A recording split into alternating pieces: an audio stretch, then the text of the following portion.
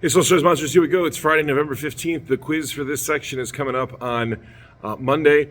We know that we just had a CER quiz, but then the actual quiz for the overall Section 5 is coming up on Monday. At least that's the intention. We are going to go ahead and follow along on the slides.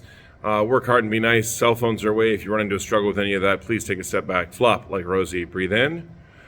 Breathe out. Wiggle it about. Now you're ready to figure this out. We're in Section 5, Westward Expansion. Ignore that. That's on the video. My apologies.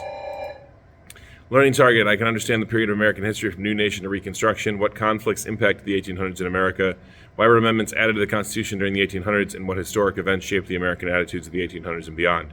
What events led to the emancipation of slavery in America? I can build and demonstrate knowledge of the events and conflicts of the 1800s in America by writing notes and reading activities related to various wars and economic changes in the 1800s. I can speak and listen to partners or group members to understand their thoughts on these events and share my own thoughts through writing and speaking on the growth of the nation events. Today, we are taking a look at the Mexican-American War. It starts at slide 130.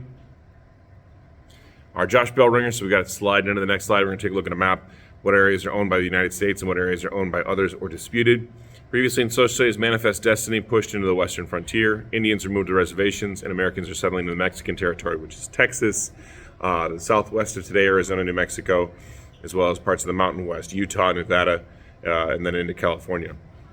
Texas declares independence, then joins the Union. We're going to talk about the Compromise of 1836 today, which is a little bit before Texas joins the Union, but it's okay. History isn't always completely linear. We're going to look at A Tale of Two Rivers, the war beginning, opposing views on the war, strategies by American military, the Bear Flag Republic, and the Treaty of Guadalupe Hidalgo. We have some thought questions, and we hopefully will have time for a bamboozle review.